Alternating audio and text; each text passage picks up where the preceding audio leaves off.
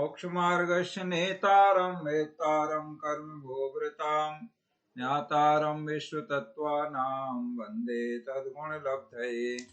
श्री तत्वार्थ ग्रंथ जी में आचार्य श्री उमा स्वामी जी महाराज चतुर्थ अध्याय में ऊर्ध्वलोक का वर्णन करते हुए वहाँ के देवों के संबंध में देव देवियों का इस प्रकार से भेद प्रभेद हैं, ये सब विस्तार से वर्णन कर रहे हैं। और इसमें कल आपने समझा है कि ऊपर ऊपर के जो देव हैं अर्थात 16 स्वर्ग, उसके ऊपर 9 ग्रहव्यक, उसके ऊपर 9 अनुदेश और फिर 5 अनुत्तर, तो उनमें क्या क्या चीजों में वृद्धि होती है। तो 7 चीजों में वृद्धि बताई गई। स्थिति माने उनकी आयु बढ़ती है, ऊपर ऊपर के देवों की अधिक होती है, नीचे के देवों की कम होती है। ऊपर के देवों का प्रभाव अधिक होता है, प्रभावशाली होते हैं। इसी तरह सुख इंद्रिय जो सुख होता है वो ऊपर के देवों में अधिक होता है। द्युति माने शरीर की कांति आभा विशेष होती है ऊपर के देवों में। लेश्याओं की विशुद्धि अधिक अच्छी होती है, ज्यादा विशुद्धि होती है। और इंद्रियों का विषय और अवधि ज्ञान का विषय, ये 7 चीजों में वृद्धि होती है ऊपर ऊपर के देवों में।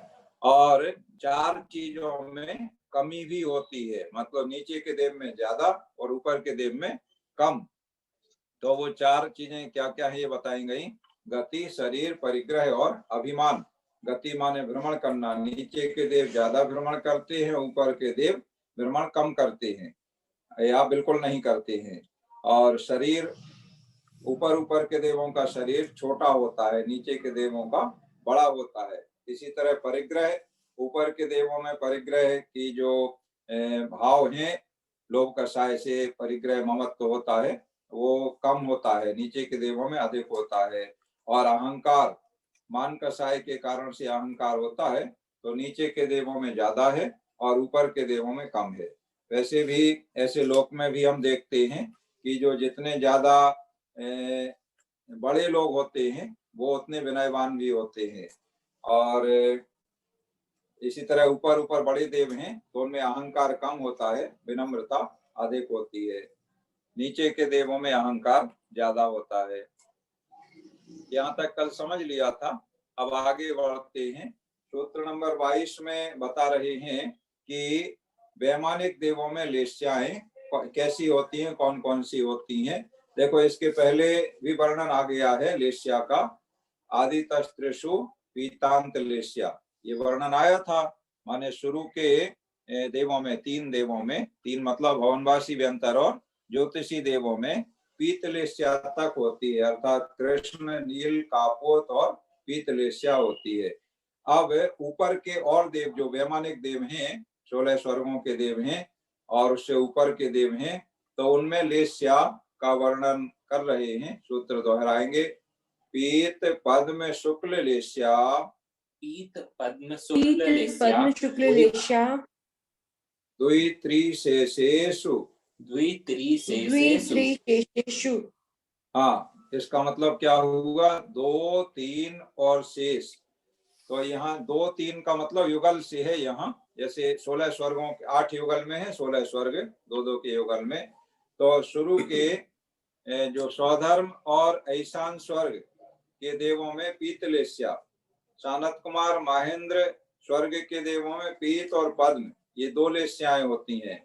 फिर ब्रह्म, ब्रह्मोत्तर, लांता और कापिष्ठ, इन 4 स्वर्गों में पद्म लेश्या होती है, मतलब तीसरे और चौथे युगल में। इसके बाद शुक्र, महाशुक्र, शतार और सहस्रार में पद्म लेश्या और शुक्ल लेश्या होती है। और शेष आनत, प्राणत आदि जो कल्प हैं, विमान हैं, उनमें शुक्ल लेश्या होती है। और उससे और ऊपर के देवों की बात करें तो उनमें अनुदेश में, अनुत्तरों में परम शुक्ल लेश्या होती है। इस तरह से लेश्या का वर्णन किया है, अर्थात पीत, पद्म और शुक्ल लेश्या होती है वैमानिक देवों में। ऐसा विस्तार से हमने आपको बता दिया है। अब कल्प संज्ञा जो होती है वो किसको होती है, इसके पहले भी आपको बताया है कि कल्प का मतलब क्या है। जहाँ ये इंद्र हैं, ये सामानिक हैं, ये त्रयस्त्रिंश हैं, ऐसी जो कल्पना की जाती है, माने पदवी का भेद होता है, तो उसे उन्हें कल्प कहते हैं। तो ये 16 स्वर्ग ये कल्प कहलाते हैं और इनके देव कल्पवासी या कल्पोपपन्न कहलाते हैं। ऊपर एक सूत्र आया था, कल्पोपपन्न कल्पातीताश्च, माने वैमानिक देवों के दो भेद हैं, कल्पवासी यानी कल्प उत्पन्न होने वाले, और कल्पातीत माने ये कल्प से और ऊपर, कल्पातीत कल्प से अतीत। तो ऐसे, तो अब यहाँ पर इस सूत्र नंबर 23 में बता रहे हैं कि ये कल्प संज्ञा कहाँ तक है, ऐसा वर्णन नहीं आया था, हमने तो आपको बता दिया था अलग से, लेकिन सूत्र नहीं आया था, तो इस सूत्र में बता रहे हैं, दोहराएंगे। प्राग्रैवे केभ्यः कल्पाः, प्राग्रैवे केभ्यः कल्पाः, अर्थात ग्रैवयक से पहले, प्राग्रैवे केभ्यः माने ग्रैवयक से पहले। तो ग्रैवयक से पहले क्या है, ग्रैवयक से पहले हैं 16 स्वर्ग, अर्थात 16वें स्वर्ग तक कल्पाः माने कल्प संज्ञा है, इसमें वही इंद्र वगैरह कल्पना पाई जाती है, तो ये कल्प संज्ञा कहलाती है। और इसके ऊपर जो ग्रैवयक हैं 9, फिर 9 अनुदेश हैं और 5 अनुत्तर हैं, उनमें ये कल्प संज्ञा नहीं होती है। कल्प संज्ञा का मतलब ये इंद्र है, ये सामान्य है, त्रायस्त्रिंश है, इस तरह के जो 10 भेद हैं देवों के सामान्य पदवी के अनुसार, तो वो ग्रैवयकों में, अनुदेश में और अनुत्तरों में इस तरह के भेद नहीं होते हैं। फिर वहां के जो देव हैं वो क्या होते हैं, वो सभी इंद्र होते हैं, वहां इंद्र से कम कोई नहीं होता है। माने सारे देव जो भी ग्रैवयक में जन्म लिए, अनुदेश में जन्म लिए, अनुत्तर में जन्म लिए, वो सभी इंद्र होते हैं, सब इंद्र होते हैं, इसलिए इंद्र से कम वहां कोई नहीं होता है, तो उनको अहिमिंद्र कहा जाता है। माने अहम इंद्रम इति अहिमिंद्रम, अहम माने मैं इंद्र हूँ, ऐसा उनके अंदर ये भाव रहता है। सभी एक समान होते हैं, इंद्र होते हैं, तो उनमें अलग अलग भेदों की कल्पना नहीं है। तो ये अलग अलग भेदों की कल्पना कहाँ तक है, ग्रैवयक से पहले, अर्थात 16 स्वर्गों तक। सो भवनवासी में भी है, व्यंतर में भी है, ज्योतिष के देवों में भी है और 16 स्वर्गों में भी है। अब लौकांतिक देवों का वर्णन अलग से किया जा रहा है। देखो, इसके पहले लौकांतिक देवों का कहीं नहीं आया है। स्वर्गों के जो नाम आए हैं ऊपरी ऊपरी के बाद, उसमें तो आया है सौधर, निशान, सानत कुमार, महेंद्र, ब्रह्म, 5वां स्वर्ग ब्रह्म स्वर्ग है, ऐसा आया है। तो वो जो लौकांतिक देवों का वर्णन अब बता रहे हैं, जो लौकांतिक देव हैं वो कहाँ रहते हैं, तो सूत्र नंबर 24 बता रहा है, बोलिए। ब्रह्म लोकालया, ब्रह्म लोकालया, लौकांतिका है, लौकांतिका, अर्थात ब्रह्मलोक, ब्रह्मलोक मतलब वही 5वां स्वर्ग ब्रह्म स्वर्ग, ब्रह्मलोक नाम के 5वें स्वर्ग में रहने वाले देव लौकांतिक हैं। और लौकांतिक एक भव अवतारी हैं, ये कल हमने आपको बताया था, एक भव अवतारी कौन कौन है, उनमें लौकांतिक देव भी होते हैं। तो ये लौकांतिक देव हैं, ये ब्रह्म स्वर्ग में अर्थात 5वें स्वर्ग में रहते हैं। तो 5वें स्वर्ग में 2 प्रकार की व्यवस्था है। एक तो ब्रह्म स्वर्ग के जो देव हैं, उनमें इंद्र, सामानिक आदि सभी जो भी भेद होते हैं वो भेद रहते हैं, वो अलग व्यवस्था है। और उसी ब्रह्म स्वर्ग में, ब्रह्मलोक में लौकांतिक देवों के भी आवास हैं, तो इनकी अलग व्यवस्था है। ब्रह्म स्वर्ग के सारे देव एक भव अवतारी नहीं होते हैं। ब्रह्म स्वर्ग के सारे देवों को लौकांतिक देव नहीं कहते हैं। लौकांतिक देव रहते तो ब्रह्म स्वर्ग में हैं, ब्रह्मलोक में, लेकिन ब्रह्म स्वर्ग के जो देव इंद्र आदि हैं उनसे ये अलग होते हैं। इस तरह का इनका निवास यहाँ बताया गया है। इनके विमान अलग होते हैं, उनमें ये लौकांतिक देव रहते हैं। और ये कहाँ पर हैं, तो ब्रह्मलोक के अंत में हैं। अंत से मतलब इनका संसार का भी अंत आ गया है, एक ही भाव इनका बाकी है, वहां से आएंगे, मनुष्य बनेंगे और मोक्ष जाएंगे।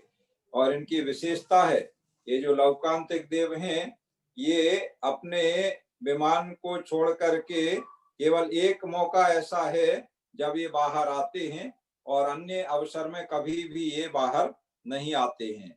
और वो एक मौका कौन सा है, जब तीर्थंकरों को वैराग्य उत्पन्न होता है, वैराग्य का अवसर आता है, उस समय उनके वैराग्य की अनुमोदना करने के लिए, प्रशंसा करने के लिए ये लौकांतिक देव आते हैं। अन्य किसी भी अवसर पर लौकांतिक देव नहीं आते हैं। अन्य सभी सौइंद्र आते हैं विशेष विभिन्न अवसरों पे, जैसे तीर्थंकर का गर्भ में आए, तीर्थंकर गर्भ कल्याणक हुआ, स्वधर्मेंद्र आता है, बड़े ठाट बाट के साथ में गर्भ कल्याणक की पूजा करता है, माता पिता का सम्मान करता है, सारा काम होता है, लेकिन ये लौकांतिक देव नहीं आते हैं। फिर तीर्थंकर का जन्म हुआ, सो सारे देव आते हैं, इंद्र आते हैं, ऐरावत हाथी पे ले जाते हैं, अभिषेक करते हैं, तांडव नृत्य करता है यंत्र आकर के स्वधर्मेंद्र, और सारे नगर में बधाई होती है, हर्षोल्लास होता है और तीनों लोकों में आनंद छा जाता है। ये विशेषता है, केवल एक ही ऐसा मौका है जिस समय तीनों लोकों में हलचल हो जाती है, आनंद छा जाता है। यहाँ तक कि नरक में भी नारकियों को भी एक क्षण के लिए शांति का अनुभव होता है। कब होता है? जब तीर्थंकर का जन्म होता है, तो सारे तीनों लोकों में हलचल हो जाती है। सारे नारकी भी आश्चर्य से, अरे क्या हो गया, क्या हो गया, क्या हो गया, ऐसा आश्चर्य करने लगते हैं, मतलब कोई विशेष बात हो गई, वो भी जान जाते हैं। सारे लोक, तीनों लोकों में हलचल हो जाती है, ऊर्ध्वलोक में, मध्यलोक में, अधोलोक में। लेकिन ये लौकांतिक देव नहीं आते हैं। इसके बाद जब तीर्थंकर को वैराग्य का अवसर आता है, दीक्षा लेने के लिए उन्मुख होते हैं, उस समय लौकांतिक देव आते हैं और आकर के हाथ जोड़ करके, तीर्थंकर अभी घर में ही हैं, अभी दीक्षा नहीं हुई है, लेकिन उनके भाव वैराग्य के हो रहे हैं। जैसे ऋषभ देव के लिए नीलांजना की मृत्यु जैसे ही उन्होंने अपने ज्ञान से जानी और उनके मन में ये चिंतन चलने लगा कि ऐसा ही क्षणभंग संसार है, सबका जीवन है, तो मैं क्यों भटका हुआ हूँ, 83 लाख पूर्व मेरी आयु बीत गई है, अब केवल 1 लाख पूर्व आयु बची है, तो मुझे वैराग्य को प्राप्त करके तपस्या करना चाहिए। तो उस समय जैसे ही उनके मन में वैराग्य का भाव आया, तत्काल लौकांतिक देव आ गए। धन्य है प्रभु, आपने ऐसा भाव किया है, ऐसा विचार किया है, धन्य है आपका विचार, धन्य है आपका वैराग्य, ऐसी अनुमोदना करते हैं। और हमें भी ऐसा अवसर मिले, जल्दी हमें भी स्वर्ग से हम आकर के मनुष्य बने और आप जैसे हम भी इसी मार्ग पर आगे चलें, ऐसी भावना भाव के अनुमोदना करके और तुरंत वापस भी चले जाते हैं। उसके बाद फिर अन्य देव इंद्र आते हैं, स्वधर्मेंद्र आदि आते हैं, पालकी में भगवान को बिठालते हैं। भगवान से मतलब वही, अभी तो घर में ही हैं, गृहस्थ हैं, लेकिन भावी भगवान है, और ले जा करके फिर वन में उनकी दीक्षा का उत्सव मनाते हैं, दीक्षा होती है। तो ये सारा कार्य उस समय ये लौकांतिक देव नहीं रहते हैं। फिर भगवान को केवल ज्ञान उत्पन्न हुआ, समोषण लग गया, दिव्य ध्वनि होने लगी, तो सारे देव आते हैं, सौ इंद्र और अपने पन के परिवार सब उपस्थित रहते हैं, लेकिन ये लौकांतिक देव नहीं आते हैं। फिर भगवान को निर्वाण की प्राप्ति हो गई, सारे देव आते हैं, निर्वाण कल्याण की पूजा करते हैं, लेकिन ये लौकांतिक देव नहीं आते हैं। केवल एक ही ऐसा अवसर है जब आते हैं, वही वैराग्य के समय। तो ये विशेष बात है लौकांतिक देवों की। तो ये भी अगले भाव से मोक्ष जाने वाले हैं, तो इनका निवास ब्रह्म स्वर्ग में है। लोक के अंत में, ब्रह्म स्वर्ग के अंत में इनके विशेष विमान है, वहां पर ये रहते हैं। अब इनके लौकांतिक देवों के नाम बताए जा रहे हैं। देखो, ये 8 दिशाओं में रहते हैं। 8 दिशा से मतलब पूर्व, पश्चिम, उत्तर, दक्षिण और चारों दिशाओं के कॉर्नर, जिसे विदिशा बोलते हैं। और 8 ही इनके प्रकार हैं, तो एक दिशा में एक प्रकार के लौकांतिक देव रहते हैं। तो सूत्र दोहराएंगे। सारस्वतादित्य, वन्यरुण, गर्दतोय, तुसिता, याबाधा, रिष्टाश्च। हाँ, देखो इनके नाम है, पहला सारस्वत नाम के लौकांतिक देव, दूसरे आदित्य, तीसरे वन्नी, चौथे अरुण, पांचवें गर्दतोय, छठवें तोषित, सातवें अव्याबाध और आठवें अरिष्ट। ऐसे ये 8 नाम हैं और 8 दिशा विदिशाओं में क्रम से रहते हैं। और ये सभी स्वतंत्र हैं, किसी इंद्र के अधीन नहीं है। जैसे अन्य देव होते हैं तो इंद्र की आज्ञा में उनको रहना होता है, इंद्र उनका स्वामी होता है, इंद्र के परिवार के वो सदस्य होते हैं। लेकिन ये जो लोकांतिक देव हैं ये किसी भी इंद्र के अधीन नहीं होते हैं, किसी की आज्ञा में ये नहीं रहते हैं, और ये सब आपस में समान होते हैं, कोई छोटे बड़े नहीं होते हैं, इनमें इंद्र आदि के भेद नहीं होते हैं, और पंचेंद्री के विषयों से विरक्त रहते हैं। जैसे अपने यहाँ त्यागी तपस्वी लोग रहते हैं उस प्रकार से अत्यंत उदासीन रहते हैं, इसलिए देव ऋषि के समान कहलाते हैं। अन्य देव इनकी बड़ी प्रतिष्ठा करते हैं, मान सम्मान करते हैं, और ज्ञान इनका अपार होता है। 14 पूर्व के पाठी होते हैं, इतना ज्ञान होता है इनका, और वही आने का अवसर केवल एक ही है, वैराग्य की अनुमोदना करने, प्रतिबोधन करने के लिए यहाँ आते हैं मनुष्य लोक में, और एक भाव में ये मोक्ष चले जाते हैं, अर्थात एक भाव अवतारी होते हैं। और एक भाव अवतारी और कौन कौन होते हैं ये हमने आपको कल बताया था। जैसे जो स्वधर्मेंद्र और उसके साथ 5 और हैं, दक्षिणेंद्र माने दक्षिण दिशा के जो इंद्र हैं वो 6 दक्षिणेंद्र, और स्वधर्मेंद्र के लोकपाल और स्वधर्मेंद्र की पट्टरानी सची जो होती है वो, और सर्वार्थ सिद्धि के जो अहिमेंद्र हैं वो, इस तरह से इतने जीव एक भाव अवतारी होते हैं और ये लोकांतिक देव होते हैं। अब अगले सूत्र नंबर 26 में बता रहे हैं कि कुछ देव ऐसे हैं जो 2 भाव अवतारी होते हैं, अर्थात मनुष्य के 2 भाव धारण करेंगे, इससे ज्यादा नहीं करेंगे। तो वो कौन होते हैं? सूत्र 26 दोहराएंगे। विजयादिषु द्विचर्माः, विजयादिषु द्विचर्मा। देखो 5 अनुत्तर में सर्वार्थ सिद्धि के अहिमेंद्र तो एक भाव अवतारी हो गए, शेष जो 4 बचे कौन कौन से? विजयादिषु का मतलब विजय, वैजयंत, जयंत और अपराजित, ये 4 जो अनुत्तर हैं। 5वां अनुत्तर सर्वार्थ सिद्धि है, तो सर्वार्थ सिद्धि वाले एक भाव अवतारी हो गए। तो ये विजय, वैजयंत, जयंत और अपराजित नाम के अनुत्तरों में रहने वाले जो अहिमेंद्र हैं, देव हैं, वो 2 भाव अवतारी होते हैं। इसका मतलब ये नहीं है कि 2 भाव धारण करना ही पड़ेंगे, कोई कोई एक भाव धारण करके भी मोक्ष चले जाते हैं। जिनका एक भाव में उतनी तपस्या पूरी नहीं हो पाती है, कर्मों का क्षय नहीं हो पाता है, तो वो स्वर्ग जाते हैं, फिर वहां से फिर मनुष्य बनते हैं, तो दूसरा मनुष्य का भाव होता है, और फिर नियम से उसमें वो निर्वाण को प्राप्त हो जाते हैं, मोक्ष चले जाते हैं। इसलिए द्विचरम कहलाते हैं। द्विचरम का मतलब चरम शरीर माने अंतिम शरीर, और द्विचरम माने अंतिम से एक पहले, यानी 2 बार 2 शरीर धारण करना।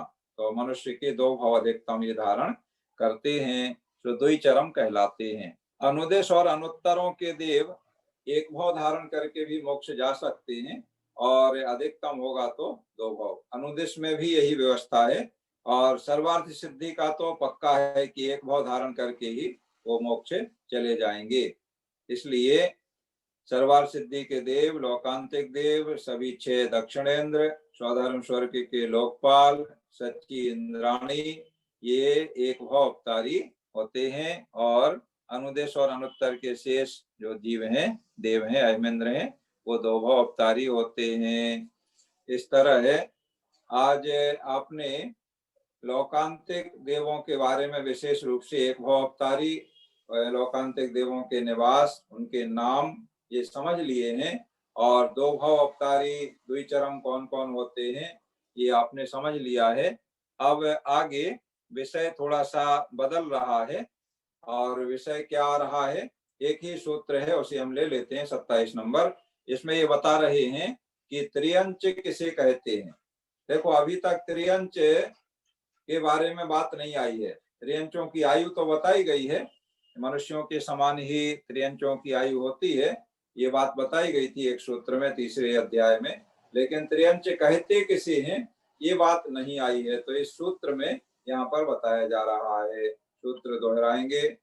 औपपादिक मनुष्येभ्यः, औपपादिक मनुष्येभ्यः शेषास्त्रियग योनयः, शेषास्त्रियग योनयः। हाँ, शेष माने शेषास्त्रियग योनयः, त्रियंच योनि वाले कहलाते हैं। शेष त्रियंच योनि वाले कहलाते हैं। किससे शेष? वो आगे 2 नाम बता दिए। औपादिक और मनुष्येभ्य, माने औपादिक का मतलब उपपाद जन्म वाले, और मनुष्येभ्य माने मनुष्य, इन दो प्रकार के जीवों को छोड़ के बाकी के जितने हैं शेषास्त्रीय योनिया, वे सब त्रियंच कहलाते हैं, अर्थात त्रियंच गति के जीव कहलाते हैं।